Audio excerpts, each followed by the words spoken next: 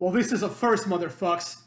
I tried doing 2 videos, and I had to cancel them and start from the beginning twice, all due to things outside my control.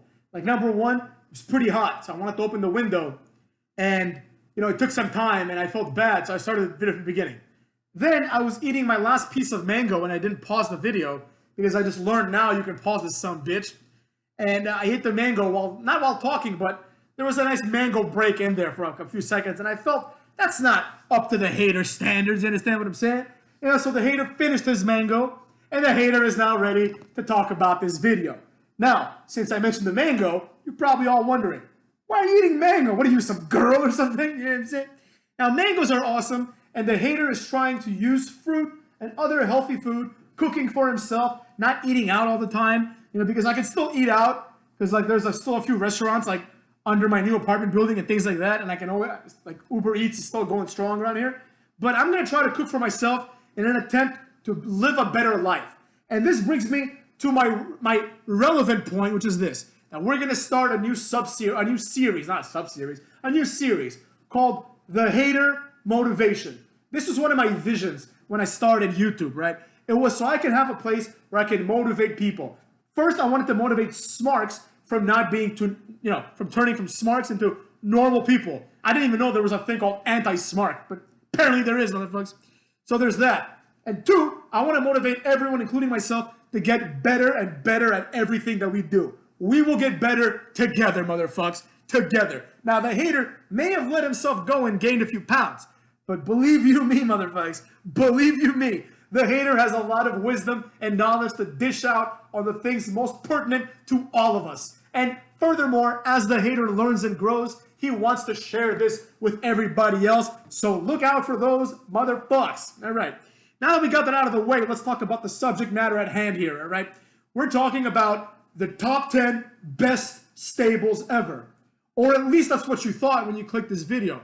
You will now learn that before we talk about that, we're going to talk about the 5 worst stables, and we're going to talk about 5 honorable mention stables that are very good stables, but did not make the top 10 for one reason or another.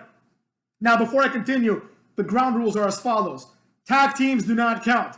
A stable, in this definition at least, must be a minimum of 3 motherfucks. All right? If you have 3 or more motherfucks, you enter this conversation. All right? Now, it doesn't have to be 3 or more wrestlers. It could be 2 wrestlers and a manager, kind of, you know what I mean? If the manager is one of the more active managers. So, for example, theoretically, Team Extreme could be considered a stable because Lita, even though she was separate from them, they didn't really wrestle together most of the time, she was still, there was still a 3-person duo. So there you have it, you know what I mean? But they're not on the list, so you don't have to worry about that at all. Now let's start with the worst stables of all time. All right, number 5, coming in at number 5 worst, right? So the number 1 worst will be the worst one, but number 5 worst stable of all time has to be, in my opinion, Fortune from TNA. Now, if anyone remembers Fortune, it was Ric Flair's attempt to recreate the 4 Horsemen. It's starting to rain, motherfuckers. To recreate the 4 Horsemen for the 16th time. Except now, it was a mix of the 4 Horsemen and Evolution. And instead of the wrestlers that WWE had, you had AJ Styles, which is obviously the highlight of that stable. Kazarian, all of a sudden, he went from jobber to being in there. And then Beer Money, which also didn't really fit because they're Beer Money. They're not the entire point of Beer Money as a tag team was that one guy is this well put together suit wearing some bitch, and the other guy's a redneck. One likes beer and one likes money, as the theme song would say. But whatever, it was what it was. It wasn't that bad. I mean, Daniels joined it eventually, so it made no sense because it was spelled Fortune like the number 4 and then T-U-N-E. So when Daniels joined, it became 5 people. Then he left. Then him and Kazarian became a tag team. And that led to a whole other slew of problems like SCU. So there you have it, motherfucks. Fortune comes in at number 5 worst stable of all time. Number 4, motherfucks, is of course the category. It's a category. All New Japan bullshit stables are garbage. So number 4 is all bullshit New Japan stables. Now what I mean by that is stables like Chaos, all the ones that are centered around one guy, that kind of shit, right? The only good ones, for example, Los Ingobernables de Japón, right? These guys are not bad. I like the structure of the stable, right? They have like their leader, they have their like one guy who's an up and comer forever, they have their juniors, they have what they need to have, right? It makes sense, and the wrestlers in them are some of the more entertaining ones. But here's the problem, right? Dave Meltzer in the Smart newspaper, whatever the fuck it's called, in that newspaper a few years ago, I believe, I saw on Wikipedia, he gave Los Ingobernables de Japón, he gave them the like best gimmick of the year. I'm like, what the fuck what's the gimmick? The gimmick is that Tetsuya Naito wrestled in Mexico, and then he stole another stable directly from Mexico and brought it to Japan. You know, like, how can they win best gimmick, but the original one doesn't win best gimmick? You understand what I'm saying? Makes no sense, right? So there you have it. I guess you could say the gimmick is that, even though it's not really like the case, the gimmick is that like these are like Japanese people that really like Mexico. You know what I mean? And that's like their thing. It's like they're you know, they respect the Mexican and the lucha culture. That's kind of nice, but it's not a gimmick. And even if it is, it's not a good gimmick. So LIJ, I am not counting as one of the you know, BS New Japan stables, but they're also overrated. So I'm talking more about like whatever, like Taguchi Gun or whatever, like Suzuki Gun, all these things where it's just like a collection of wrestlers with no clear purpose, and they're no different than any other stable. You know what I mean? At least LIJ has some mannerisms and some things that they do during matches. But Suzuki Gun and LIJ, aside from that small distinction, same shit. There's like a leader, there's a tag team, there's a bunch of jobbers, you know? That's how it works. But anyways, it is what it is. Let's get on to the third worst stable of all time, motherfucks. Now, these top three, I'm sure they're the worst. Number 3, the unnamed stable consisting of Hornswoggle, the Great Khali, and Natalia. This short-lived stable was the worst thing I've ever seen on WWE. You understand what I'm saying? By far. There's nothing worse than this in like mainstream WWE. It was garbage. I don't think I need to say anything more about it. It's clear why they suck. The second worst stable of all time, motherfuckers. The 4 horsewomen, motherfuckers. The 4 horsewomen. Sasha Banks, Bayley, Becky Lynch, and Charlotte. First of all, 2 of them don't even have last names. So there's that right there.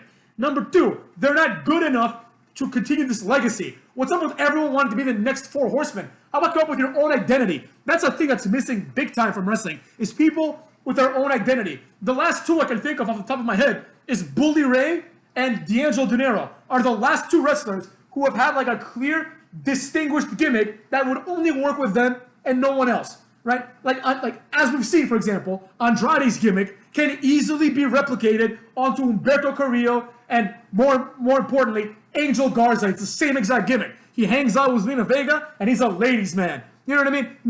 Nothing special here. We've seen it all before. But we need people with identity.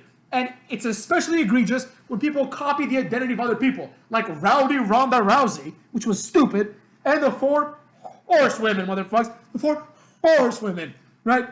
Complete garbage. And finally, the worst stable of all time, by far, is AEW's very own Nightmare Collective. All right? I will never let this die. Nightmare Collective was the dumbest thing I've ever seen in my life until Bray Wyatt versus John Cena.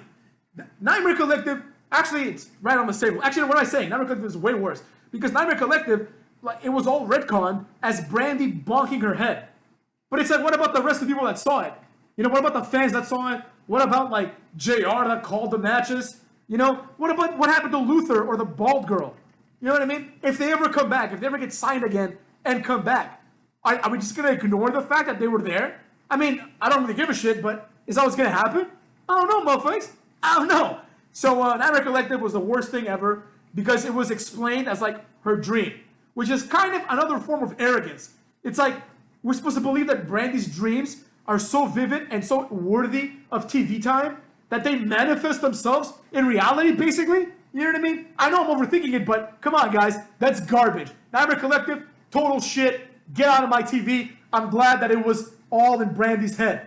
But it was especially satisfying knowing that her goal was to take up TV time to show that she can do it too. To show that she doesn't need Cody. And what happened? She took up TV time and then nothing came of it, right? And despite the fact that she took up TV time, no one got mad at her, motherfucks. No one got mad at her, especially in this day and age where everyone gets mad at everyone for not paying their dues, right? Nobody got mad at her. People get mad at Gronk. Oh, Gronk didn't pay his dues. Gronk can't be in wrestling. Oh, Goldberg hasn't been around. He doesn't go to house shows. Why is he taking up like space from Cedric Alexander? But nobody says, hey, Brandy Rhodes is the wife of the guy who's like essentially the leader of the company. Why is her stupid ass gimmick on TV when you have wrestlers that I don't even know if they're good? Like Sonny Kiss. I don't think I've seen Sonny Kiss wrestle one time. You know, who the fuck do I know anything about Sonny Kiss? You signed him. You haven't even seen him once. Yeah. So there you have it. Those are the worst stables of all time. Now, before we crack the top 10, let's talk about 5 honorable mentions. These will be in no particular order. All right, we have The Shield. That's right, a surprise to many of you. The Shield did not make the top 10. And the reason why The Shield did not make the top 10 is very simple. There are at least 10 better stables than The Shield, motherfucks. That's why they're not in top 10. Another honorable mention, Team Canada. Both the WCW version and the TNA version. These were great stables. They felt like stables, and it made sense that these groups came together. Do you understand what I'm saying? It made sense that these wrestlers, I should say, came together to form a stable. That's one of the criteria that we're going to use. We'll talk about the criteria when we get to the close to the top 10. But for now, another honorable mention. The alliance, motherfucks. The alliance of WCW and ECW. Now, was this executed perfectly? No, I can't say it was. Were there a lot of wrestlers that didn't matter? Yes, there were. However, the concept is great. It's 2 companies combined to fight WWE because individually they had no chance and they couldn't do it. So there you go. And then 2 more honorable mentions. Team Angle, motherfucks. Team Angle. Shelton Benjamin, Charlie Haas, and Kurt Angle. All 3 of these guys are great.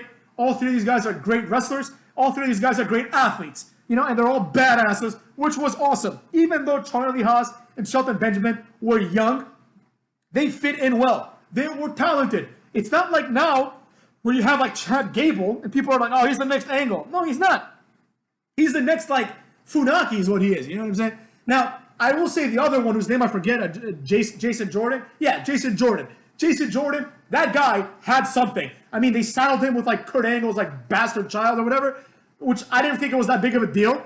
And people made fun of it because they would say like, oh, Kurt Angle and Jason Jordan look alike. But they do kind of look alike. Like they still have, they both have the same kind of face shape, and it wouldn't be inconceivable that Jason Jordan would be Kurt Angle's son if Kurt Angle had a kid that young. You know what I mean? It wouldn't be inconceivable at all. You know, so there you have it. He had something, man. That guy was intense. He was an intense athlete. He looked like $1,000,000. This guy was just great, like great overall. You know, he was one of the people that like had everything: athletic, good looking, like strong, big motherfucks, charismatic. We don't know too much about that, but he could have figured out the rest. You know, like it's not like Roman Reigns is especially charismatic, but he has an appeal and a look, right? Like what Jason Jordan had was something that very few wrestlers have, like John Cena, Orton, that level of wrestler. And unfortunately, that flame was snuffed out, motherfucks. Now we have to tolerate people like fucking Seth Rollins, you know what I mean? Who doesn't have probably any of those qualities, but that's neither here nor there. And then the last honorable mention, my favorite one on the list by far, the 3 Live Crew, motherfucks, the 3LK. For those of you that don't know about the 3LK, it was in the relatively early days of TNA. It was a 3-man group. It had a premise, it had logic, and it had storylines. The premise was this: you had a white boy, Road Dogg, a Latino, Conan, and a black guy, Ron Killings, who is now R-Truth, and they were best friends. They broke down the racial barriers, motherfuckers. They were best friends, but they were different. Like, Road Dogg was presented as trailer trash, which is probably what he is, right? Conan was like a cholo, which is probably what he is, and R-Truth was presented as like a black stereotypical gangster, which is what he was, motherfuckers. So it was awesome. And the highlight of this was when they had like a weird match. It was like a gauntlet match, kind of, where it was like first it was Jeff Jarrett versus like, I think Road Dogg in a trailer park brawl or something, right? And Jeff Jarrett beat Road Dogg in the trailer park brawl.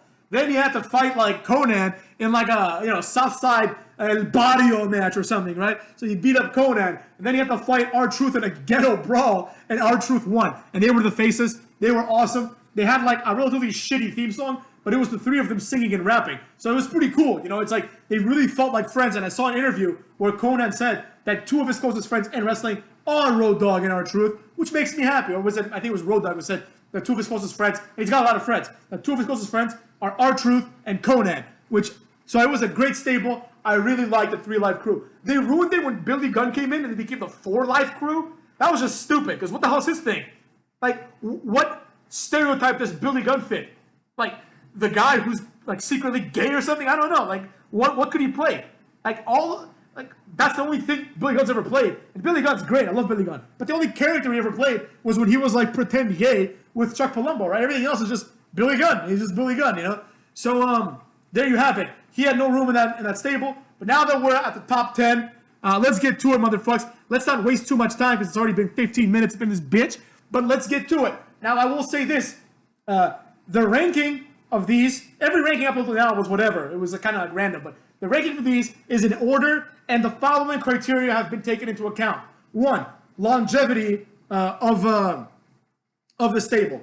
2, iterations of the stable. Like if something, for example, NWO is not on this list. Now, is NWO a great stable? Yes, the first iteration of NWO was awesome. They were like one of the coolest things ever. But they lost. They lost out to a lot of other stables for the one reason and one reason only. And that reason is that they kept on milking the cow. You know what I'm saying? They milked it dry completely. Like, they kept coming back. They came back in TNA. Then they were the band in TNA. It was a bunch of shit. They came back in WWE. They were garbage again, you know? NWO, the original NWO, Scott Hall, Nash, and Hogan, right? The 3-man group, those guys were cool. And that was it. Everything else is garbage. Like, I would even argue that if we looked at it like that, like the height of each stable, they would be number 1, undoubtedly. But that's not the criteria we're using. We're using the more broad criteria of if you've pissed in the shoe of your own stable for too long, get out of here, beat it, jabroni. So with that being said, longevity is 1. Accomplishments, not so much, right?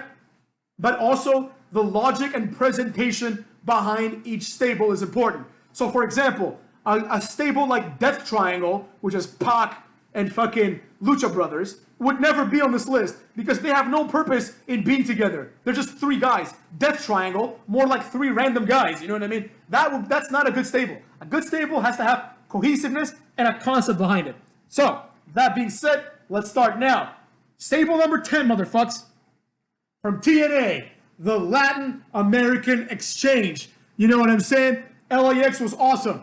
First of all, it had Conan. Conan is someone who already at that time was a legend. So Conan did not need to reinvent himself, but he did. He did a complete reinvention. He went from like, hi, I'm just Conan, right, to a militant Hispanic thug. He wasn't, people were like, oh, it's just like Filthy Animals. No, Filthy Animals were a bunch of pranksters and a bunch of like retards. LAX was like a serious thing. Conan threatened to burn the American flag.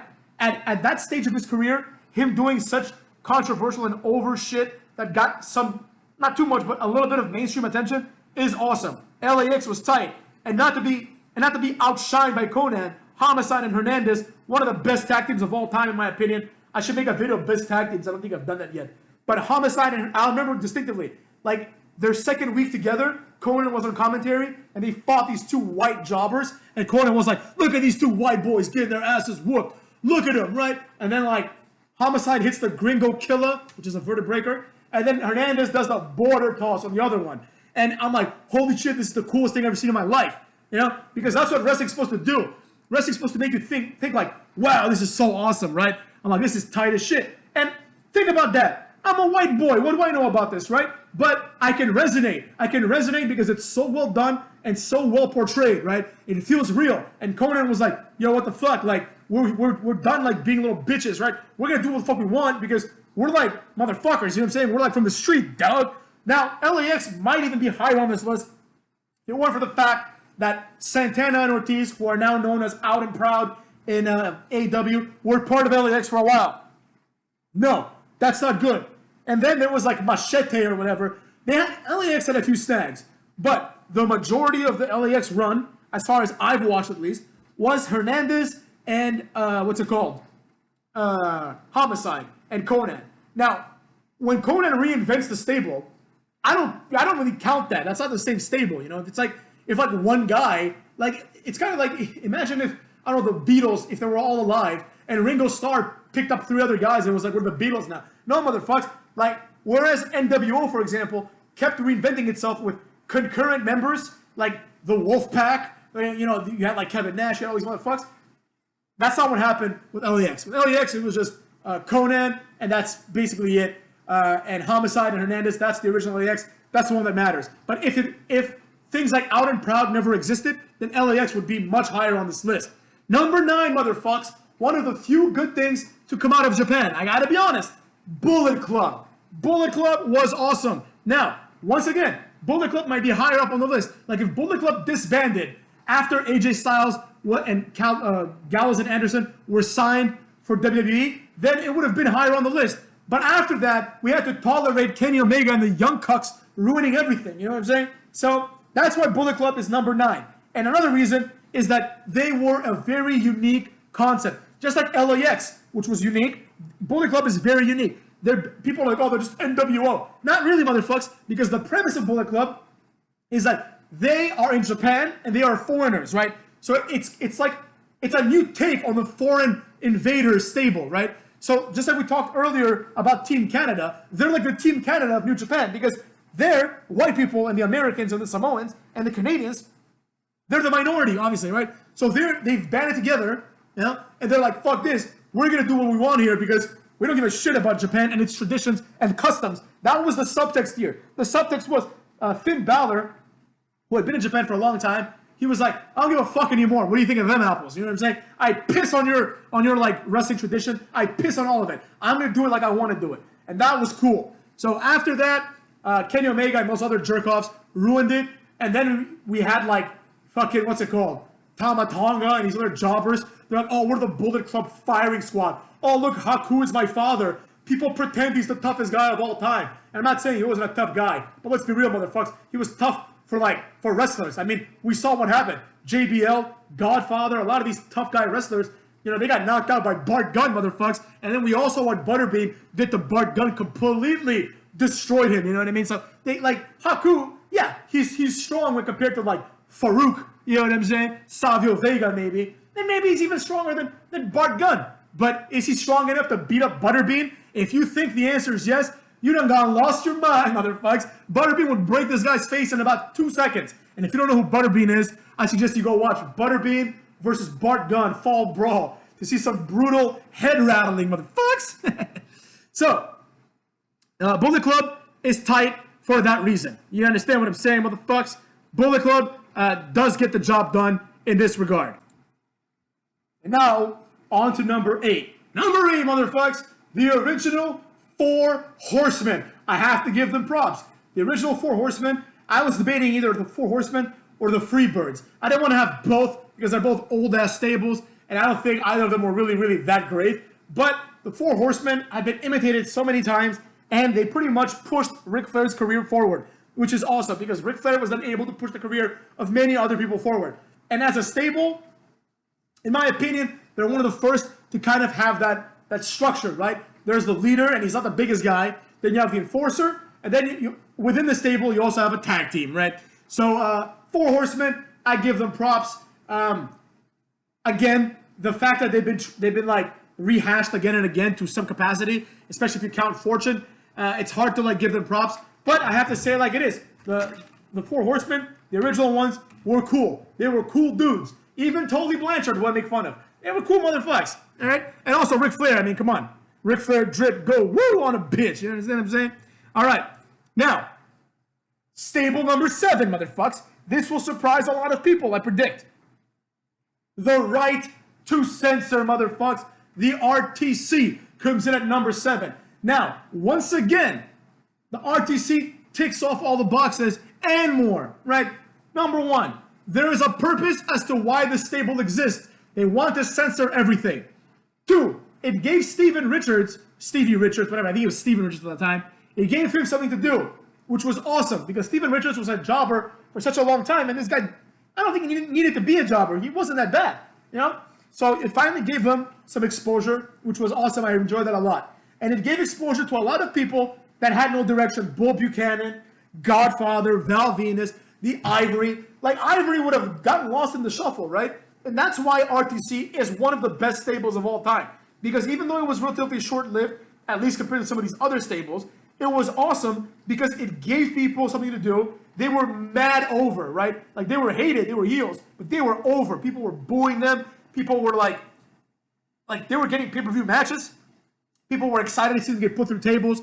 It was awesome. They did their job really well. And in order to get that nice heat, they ruined two of the most beloved characters of the Attitude Era. Val Venus and The Godfather, motherfuckers, which was awesome. I like how they ruined it because it gave new purpose and new character to both Val Venus and Godfather.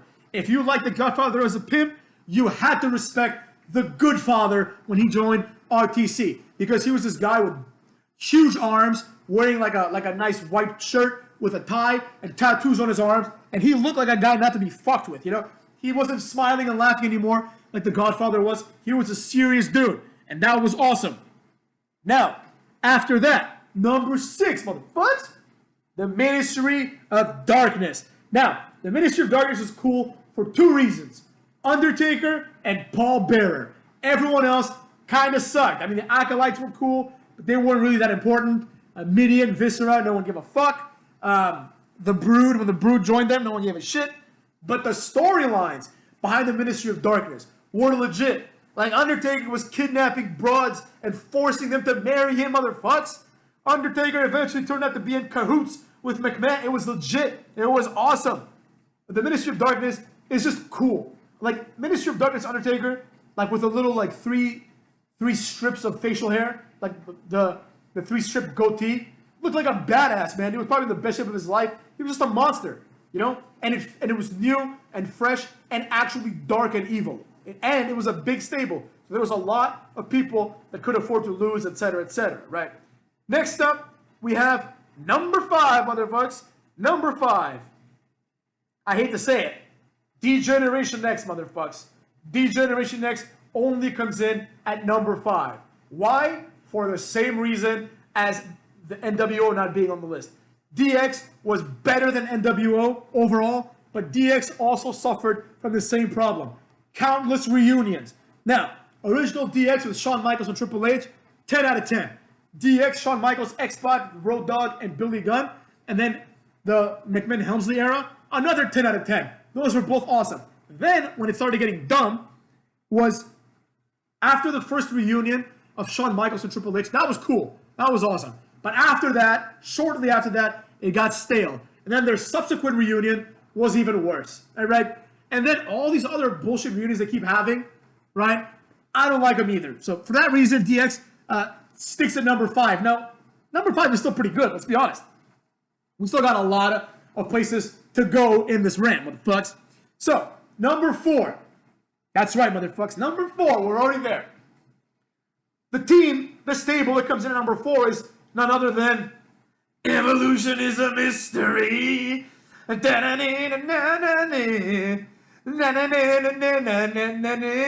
that's right, motherfuckers. Evolution. Evolution was awesome. I don't have to explain why Evolution is awesome, even though I didn't like them. You know, I'm actually one of the people in the crowd on the day that Evolution banded together. And Triple H said, Evolution has passed you by. You can see me. I was in one of the front rows. And I did not appreciate it because I was a kid. However, motherfuckers, I will say this. In hindsight, Evolution, fucking awesome, right? How can you not like Triple H, Ric Flair, Orton, and Batista? Like in suits, looking like beasts, you know, just like 4 alpha males, the 4 of the coolest people ever. The end, motherfuckers. It speaks for itself. What's better than Evolution, you say? I'll tell you, motherfuckers. Team number 3, motherfuckers. Team number 3, the Main Event Mafia. All right, the Main Event Mafia was like Evolution, but better, motherfuckers. They were structured like a mafia. It wasn't just their name. You had Kurt Angle as the Godfather, and then Sting became the Godfather. And you had all these people that were in there in like a hierarchy. Again, they had a goal, right? Evolution's goal was to dominate. Main Event Mafia's goal was to get respect and also to kind of like stay on top, right? Kurt Angle's motivations were to stay on top. Sting's motivations were more like have the young generation respect the veterans, right? And one other thing about Main Event Mafia was that it was a big stable, and until Samoa Joe joined, everyone was awesome. Every one of those guys was a legitimate main eventer. You know what I mean? Not like a bullshit one. They were all legitimate main eventers. Steiner, Booker, Nash, fucking Sting, obviously, Angle. Like, these guys, in some people's lists, these guys are all in the top 10. You understand what I'm saying? That's how good Main Event Mafia was. And even though they were kind of past their prime, they weren't old or anything. Like Kurt Angle was still like in his 30s, I think, or maybe early 40s. Booker T, same thing. These weren't old dudes. Main Event Mafia was fucking awesome. I loved every second of it, motherfuckers. Now we're down to the final two. And these two might surprise people. At number 2, which in many ways is my favorite stable of all time, but only second to the number 1 stable. At number 2, we have, in my opinion, the greatest thing, stable-wise and probably otherwise, to come out of TNA. And it goes a little something like this. Everybody fears the aces and eights. Aces and eights, motherfuckers. Now, everyone that pretends that aces and eights sucked is a fucking smart. What do you think of them apples? Aces and eights was awesome. Again, there was a purpose for aces and eights. Both kayfabe and outside of kayfabe. In kayfabe, the purpose was to screw everyone while establishing Bully Ray as the face of the company, as the champion, right? And destroying everyone in their path. And the second point, like non-kayfabe wise, was to finally give Bully Ray and Devon the just desserts of being single stars to a degree. You understand what I'm saying? Now, there were some elements of aces and eights that a lot of people didn't like. Like, for example, the fact that a lot of people would get fired or released and they would be removed from the group. But that was later on. Aces and eights was effective for one reason and one reason only. And the reason was this, motherfuckers. They were all masked. You did not know who anyone was. Now, everyone kind of figured out that Wes Briscoe was one of them because he had the dumbass long hair and he was the only guy with like hair like that on the roster. So you kind of figured it out. But other than that, you know, you didn't know. And it didn't matter because who gives a shit if it was Eric Bischoff or not, right? Aces and Eights was tight. It was badass. It was contemporary. It was relevant. And it was a good platform to push Bully Ray, motherfuckers, as well as Devon to a lesser extent, but definitely to push the Bully, you know? Aces and Eights was one of the best storylines ever. I don't care how people say it. It was well done. I mean, a lot of people, including myself, predicted it was going to be Bully Ray, but it doesn't matter. It was still well done. If you guys haven't watched it on YouTube, there's like a video of Bully Ray explaining the whole plan. And when he explains it, it all fits together, you know what I'm saying? Like a lot of the things that, you know, if you have like a 9-month story arc, that's another thing. It was a long-ass arc. If you have like a 9-month story arc, there will be mistakes made. Now with Aces and Eights, everything made sense. He was like, then we did this, here's why. Then we did that, here's why, you know? And there was a reason behind all of it. Now, Aces and Eights suffered from a big, big problem down the line, which was the introduction and then the, whatever, Mr. Anderson defeating everyone. Mr. Anderson sucks. I don't like this guy. He's overrated, and he ruined Aces and Eights. He didn't fit there as a character. He's not this badass. He's just like a loudmouth guy. Like all of a sudden he's a biker. No, Aces and Eights was cool, and this guy ruined it. That, plus the fact that people kept leaving left and right, kind of hampered Aces and Eights, but still the best TNA stable by far. I mean, it's cool. Main Event Mafia is cool too, but by far it had to be Aces and Eights. And now, motherfuckers, the best stable of all time. This will not come as a surprise to anyone. The best stable of all time is the Corporation, motherfuckers. The Corporation. Vince McMahon. No chance in hell. Vince McMahon and the Corporation were the greatest stable in the history of WWE. Now, this stable pretty much ran wrestling for like 2 years, was it? Or like over a year? I don't remember exactly. But I remember that like it started out with just Vince McMahon, right? And then he started building like, you know, he had the Boss Man and all these other corporate jabrones. Shane, Test, right? You had all these guys. And then eventually at Survivor Series 98, was it? When The Rock betrays Mankind. Not betrays Mankind. I guess Vince McMahon screws Mankind and The Rock becomes the champion and he becomes the corporate champion. You know, honestly, one of the best moments of The Rock's career was the corporate champion Rock. Now, beyond that, I mean, you had the corporate ministry, but that was whatever. But beyond that, like you had the Big Show, motherfuckers. You had eventually, like I said, the corporate ministry with Undertaker and then Triple H and all these people. But one of the best moments ever in wrestling, in my opinion, was WrestleMania 15 which I had to watch after I started watching wrestling. I caught up. And I'm like, oh, this is like last year's WrestleMania. I read through a Blockbuster or something. And it was awesome. And here's why it was awesome. Because at WrestleMania, you had a European title match, X-Pac versus Shane, with Shane being the champion and the silver spoon retard, and X-Pac being quote-unquote a product of the streets. Long story short, Triple H and China come out, they betray X-Pac, they join the corporation. How sick is that, motherfuckers? And that was before the corporate ministry. But how sick was that? Everyone was joining the corporation. And then a few pay-per-views later, I also rented this some bitch at a Blockbuster. It was a show that closed with Stone Cold and X-Pac drinking beer. It was a pay-per-view. And it closed like that because at the time, everyone was basically an ally of the corporation except for like 10 people. And out of those 10 people, like 7 of them were just jobbers. You know, you had X-Pac, Stone Cold, and Kane, who got double screwed when they did that double turn, you know. Triple H was the good guy, kind of, and Kane was the bad guy. Kane leaves, China joins Triple H, they both join the corporation, Kane comes and saves the day. How sick was that? WrestleMania 15, story-wise, one of the best ones. The corporation, of course, also included the great, I mean, I don't want to spoil it because I'm going to do a top 10 greatest characters list, but it included Mr. McMahon, who will definitely be on that list. Will he be number 1? I don't know. But Mr. McMahon, one of the greatest characters of all time, right? The fact that this man was willing to do the things that he did to his family, to his daughter, makes him hateable, likable in hindsight, and more importantly, makes him the perfect foil for someone like Stone Cold to beat the shit out of, and Stone Cold gets the pop. You know, I will say this, and if there's anything to take from this video, it's this, motherfucks. Without Vince McMahon, there is no Stone Cold. I don't mean Vince McMahon, the owner. I mean the character, Mr. McMahon. Without him, Stone Cold is Dean Ambrose. If that's what he is, he's not like, that's what he's going to be, right? You need the bad guy to push the good guy. You need Joker to have Batman, motherfuckers. So there you go. The corporation, for that reason alone, is the greatest stable of all time. It felt like a stable. It had a purpose. It had badasses. And it had Vince McMahon. Other stables like it have since failed completely, like The Authority and other bullshit like that. So, shout out to the corporation.